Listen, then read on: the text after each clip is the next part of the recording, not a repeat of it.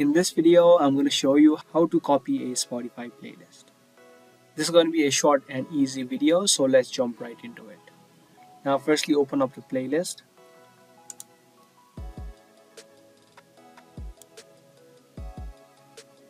Now here, what you can do is you can just click on the three dots on the song right here, and then click on add to playlist.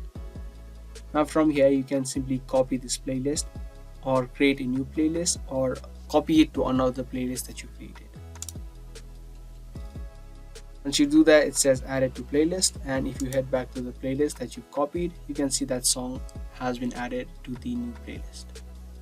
Now there is no option to do it all at once. You will need to select individual songs and then just copy from one playlist to the other.